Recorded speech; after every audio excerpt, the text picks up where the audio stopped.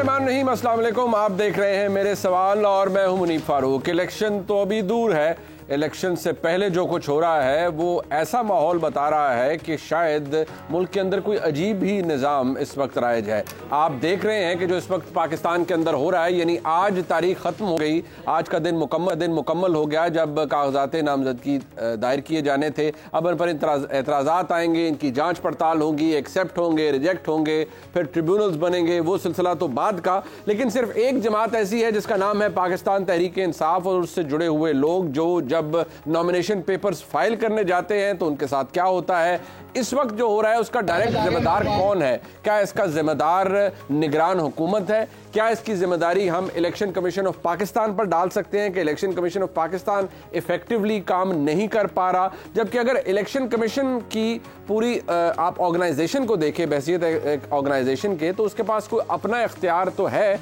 लेकिन कोई executive force नहीं है। वो हैविली डिपेंडेंट है रियासती इदारों के ऊपर, रियासती मशीनरी के ऊपर। जो इस वक्त हो रहा है वो अलार्मिंग है। हालात किस तरफ जा रहे हैं ये एक बहुत बड़ा सवाल है कि अगर इलेक्शन से पहले ये माहौल है तो इलेक्शन वाले दिन क्या होगा? क्या पाकिस्तान तहरीक इंसाफ, जो कि इस वक्त एज वी स्पीक बल्ले का निशान भी गंवा चुकी है, उसके कैंडिडेट्स अगर इलेक्शन में कंटेस्ट करेंगे तो किस नाम से, किस सिंबल से लोग उनको वोट करेंगे, तो किस तरह कर पाएंगे? इलेक्शन कैंपेन वो करेंगे तो किस तरह कर पाएंगे? रोज़ आप देख रहे हैं कि जो सोशल मीडिया पर, क्योंकि अब मैं कहता हूँ इस डे एंड एज के अंदर आप कुछ छुपा नहीं सकते, हर मोबाइल के अंदर कैमरा है। आप देख रहे हैं कि कोई नॉमिनेशन पेपर फाइल करने जा रहा होता है, किसी के फाड़ दिए जाते हैं कागजात, किसी के छीनने की कोशिश की जाती है, कहीं वकला दबोच लेते हैं और धुलाई करते हैं उस शख्स की जो कि नॉमिनेशन पेपर्स पकड़ने की या छीनने की कोशिश करता है। एक ऐसा माहौल जिसे हम ये कह सकते हैं कि सियासी जंग इलेक्शन से पहले ही शुरू हो चुकी है। हमारे हालात क्या हैं, हम किस तरफ जा रहे हैं? तो ये एक बेहतरीन मौका है जब हम कम से कम एवेल्यूएट कर सके कि हमारे मुल्क के अंदर जो इस वक्त निज़ाम है, क्या ये उसका खमियाजा हम भुगत रहे हैं, एक वीक डेमोक्रेटिक सिस्टम का, या ये लड़ाई कुछ ऐसी है जो कि शख्सियात के बीच में है, हम शायद इदारों के बीच में भी नहीं रही। इसके ऊपर एक बेहतरीन तज्जिया हासिल करेंगे। हमारे साथ मौजूद है सोहेल बड़ाइच साहब, मुल्क के मुमताज़ तज्जिया निगार हैं, सीनियर सहाफ़ी हैं। बहुत शुक्रिया जनाब सोहेल बड़ाइच साहब आपका। जनाब सलीम बुखारी साहब हमारे साथ मौजूद हैं, मुल्क के नामवर सहाफ़ी हैं। बुखारी साहब, आपके नज़दीक 2018 का जिक्र बड़ाइच साहब ने भी किया। अब हमारे लिए नया तो वाकई नहीं है, 2018 में जो हुआ वो एक नए तरीके से हुआ, वो भी एक तरह करी RTS बैठ गया, लेकिन प्री पोल भी रिगिंग हुई, पोलिंग डे भी हुई, फिर पोस्ट पोल भी बहुत कुछ हुआ।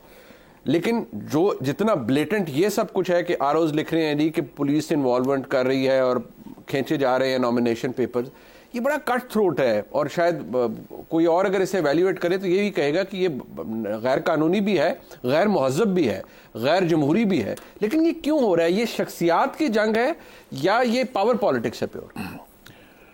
बहुत शुक्रिया आपका, याद किया आपने। गुजारिश ये है कि वो आपने एक सगे सुतेले की जो चलाई थी उसमें एक इजाफा कर ले, आगशुदा होता है एक आगशुदा। अच्छा, तो ये खान साहब जो है, अच्छा, और उनकी पार्टी आग की हुई पार्टी है, आगशुदा पार्टी। जो कानूनी तौर पे जो आगशुदा हो जाते हैं फिर उनकी वापसी बहुत मुश्किल होती है। हमने कभी सुना नहीं है कि आग किया वो अखबार में भी छप जाता है ना, तो उसकी खबरें छप जाती हैं। हाँ बिल्कुल।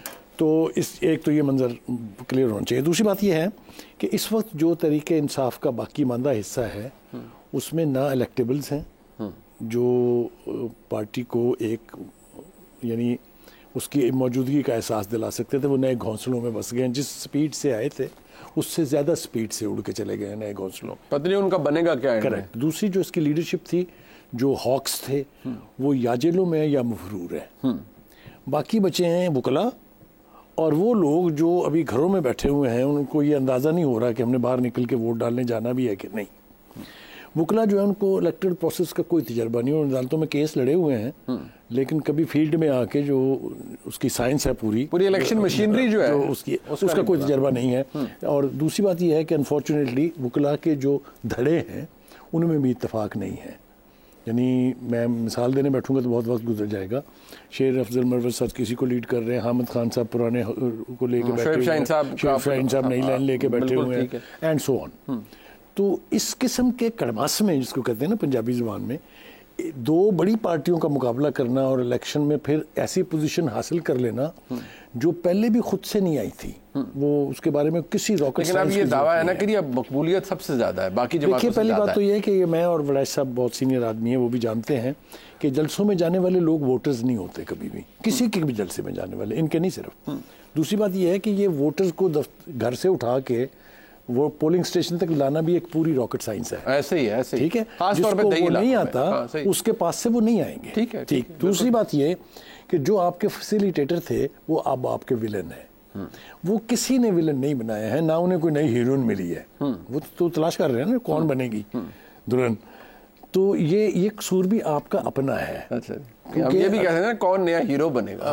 हीरो हीरोइन एक ही बात है, फिल्म में दोनों leading role. Anyway, having said that, this is very unfortunate. ये बड़ी बदकिस्मती की बात है कि जो कुछ इस वक्त ग्राउंड पे हो रहा है, ये कुछ करने की जरूरत नहीं है। बहुत सारे तरीके ईजाद हो चुके हुए हैं। आपको पता है 2018 में कुछ सोच सकता था कि इस तरह भी कभी इलेक्शन हो सकता है? जैसे 2018 में पूरा आरटीएस ही बैठ जाए। ठीक है, आरटीएस बैठ जाए तो पोलिंग स्टेशन एजेंटों को उठा के बाहर फेंक दे, कुंडे लगा ले, 3 दिन तक रिजल्ट ना दें आप। ये सारा कुछ भी तो नया था ना, पहले नहीं हुआ था कभी। एनीवे, मैं समझता हूँ कि ये कोई किसी का बेवकूफ़ाना फैसला है कि आप लोगों से उनके पेपर छीन लें। और भैया आप पेपर रिजेक्ट करा देना, अगर आपने कार वारदात ही डालनी है आप रुकवा दें, उसमें 50 इतराज़ निकाल लें, आप उसको बेअपना तरीके। और ये बहुत भूंडा तरीका है, ये जो हो रहा है, जो हो रहा है बहुत भूंडा है, कंडेमेबल है, नहीं होना चाहिए। मतलब ये तो जो भी कर रहा है, जो भी कर रहा है गैर मौजूद नहीं, वो पूरे इलेक्शन की क्रेडिबिलिटी को जीरो कर रहे हैं। ऑलरेडी हो रही है, इलेक्शन तो भी बहुत दूर है। उससे पहले ही लोग जो हैं, जो भी सुनता है, जो भी देखता है, इसमें मुझे नहीं पता कि कितने जेन्युइन वाकयात हैं और कितने मेडअप हैं, हमेशा होता है ये। लेकिन जिस तरह के वाकयात हम देख रहे हैं, ये तो बहुत भूंडा तरीका है। जिसने भी किया है, जो भी इसका मास्टरमाइंड ऑथर है, वो बहुत बुरा ऑथर है। और इससे क्रेडिबिलिटी तो जीरो हो ही रही है, नुकसान होगा बाकी पार्टियों का भी। भाई, रिकंसिलिएशन बुखारी साहब आपके नज़दीक हो पाएगी? क्योंकि जितनी नफरत या पोलराइजेशन इस वक्त मौजूद है, इतनी बुरी डिवाइड, बिटर डिवाइड है, और एक तरफ तहरीक इंसाफ की पोजीशन ये है कि हम मकबूल हैं पर हमें रियासती जबर का हम निशाना बन रहे हैं। जब उनको ये कोई आईना दिखाता है कि आपने खुद क्या किया तो वो उनको बुरा लगता है।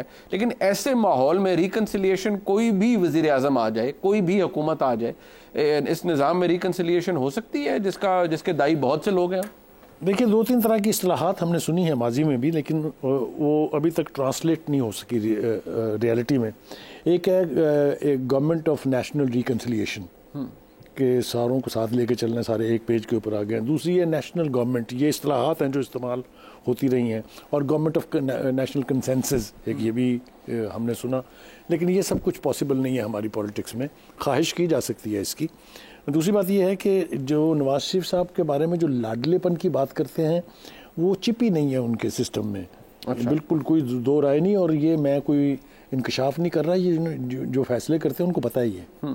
इसीलिए आपने देखा है कि हमेशा उनका सरपरस्ती का हाथ जो है उनके छोटे भाई पे होता है। हाँ। उन पर कभी नहीं होता। तो एक तो ये, अगर आप तवक्को रखें कि वो इलेक्शन जितवा देंगे इनको, और जितवा के फिर वो इन पर ट्रस्ट करेंगे कि ये कोई पंगा नहीं लेंगे, ये तो आप भूल जाएं, तो होने नहीं है। 3 हुकूमतें मौसूफ गवा चुके हैं इसी पंगों के ऊपर। 4 चीफ ऑफ आर्मी स्टाफ से लड़ाई हुई, 3 चीफ जस्टिस से हुई। ये रिकॉर्ड की बात है, मैं वो मौजूद है। ठीक, तो वो चिप नहीं है उनके अंदर लाडला बनने की। आपने देखा है हर नई प्रेस कॉन्फ्रेंस में वो एक टेढ़ापन कोई ना कोई मौजूद है। तो इसलिए वो तो मैन्युफैक्चरिंग फॉल्ट है, वो तो नहीं बनेंगे। अब वो अगर नहीं बनेंगे और उनको भी पता नहीं बनेंगे ये, तो फिर ये मुस्लिम लीग इलेक्शन कैसे जीतेगी? ये मैं रोज़ ये सवाल लेके सोता हूँ सुबह जवाब सोचने के लिए। मुझे कुछ समझ नहीं आ रही, एक बात। दूसरी बात ये है कि देखिए, जो वड़ैच साहब ने बात की, जो बदतरीन काम किया है अदलिया ने, वो तो उसका जिक्र नहीं किया उन्होंने। और वो है कि एक मिलिट्री डिक्टेटर को 3 साल तक आइन में अपनी मर्जी से अमेंडमेंट का इख्तियार जो किसी दुनिया की पार्लियामेंट में, चाहे वो बनाना रिपब्लिक है, वहां भी नहीं हुआ। आइन को जिप लगा दी थी, खोले। और दूसरा ये कि मार्शल की इंडेमनिटी जो है, इसके भी रिवाज आपको कहीं नहीं मिलेगा। तो जब आप रिकॉल करते हैं आपकी हिस्ट्री, तो जुडिशियल हिस्ट्री भी कोई गोल्डन हिस्ट्री हमारी नहीं है। भुट्टो का केस तो खैर और भी बदतरीन है, जिसको जुडिशियल मर्डर कहा गया। हैविंग सेड दैट, मेरा ख्याल ये है कि कोई पार्टी, अगर आप समझते हैं कि सिंगल लार्जेस्ट पार्टी के तौर पे उभरेगी या अपनी हुकूमत बनाने की पोजीशन में होगी, ये ख्वाब देखने आप बंद कर दें। ये ना इस इलेक्शन में होने जा रहा है ना आने वाले इलेक्शनों में होने जा रहा है, क्योंकि दोनों ही आजमा चुके हैं वो। जो जिस तरीके से भी मेजॉरिटी दिलवाई गई थी, लेकिन हुकूमत तो बनी ना खान साहब की, फिर उसका क्या नतीजा निकला उनके हक में। बाकी क्या काम किया उन्होंने, कोई नहीं किया है, वो तो छोड़ दें।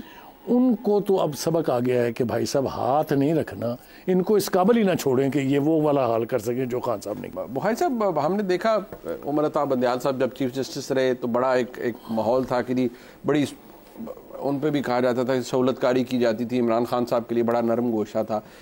अब तहरीक इंसाफ को हक में इमरान खान साहब को बेल मिली साइफर केस में और रिड्रेसल्स हो रहे हैं सुप्रीम कोर्ट से, तो फिर भी तनकीद मुस्लिम लीग नून सुप्रीम कोर्ट पे ही कर रही है, हालांकि बड़े इंडिपेंडेंट जजेस हैं जो ये फैसला कर रहे हैं। बट सवाल ये है कि बल्ले का निशान Tehreek Insaf as B speak गवा चुकी है। तहरीक इंसाफ के लिए सैनिटी प्रिवेल कराने के लिए या एटलीस्ट लेवल प्लेइंग फील्ड के लिए आपको लगता है अदलिया इंटरवीन करेगी कुछ मामलात में, और अगर करेगी तो क्या उससे इदारों का टकराव हो सकता है? क्योंकि इक्वेशन तो बड़ी सादा हो जाती है उसमें। पहली बात तो यह है कि अब अदलिया वो अदलिया नहीं रही है, ना ये खोसवी है, ना साकबी है, ना बंदियाली है, ये तो एक और अदलिया है।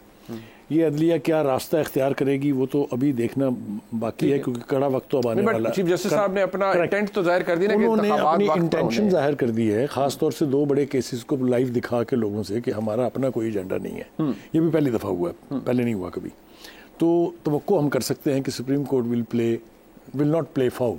जिस तरह से सुप्रीम कोर्ट इस्तेमाल हुई है पिछले 5 साल के अंदर, उसकी भी कहीं मिसालें नहीं मिलती। जिस तरह मियां नवाज शरीफ साहब को फारिग किया गया, वी एक्सपेक्ट कि ऐसा ना हो। लेकिन जहाँ तक ताल्लुक खान साहब का है, अगर कोई ये तवक्को कर रहा है या किसी को ये उम्मीद है कि वो दोबारा फिर सही रास्ते पर आके और सही मेन स्ट्रीम पॉलिटिक्स का हिस्सा बनेंगे, ये आप भूल जाएं।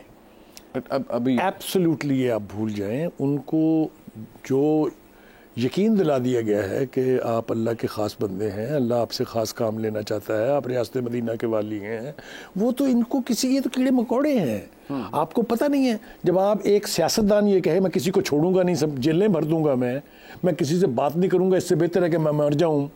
Who is gonna trust such a person? मेरा ख्याल ये है कि अगर लोग ये तवक्को कर रहे हैं कि ये जो 2024 का इलेक्शन है जनवरी का, इसमें खान साहब फिर एक कुव्वत बन के उभरेंगे, तो भूल जाएं। He will have to wait for a उभरेंगे या उभरने नहीं दिया जाएगा, मतलब either way, बात एक ही।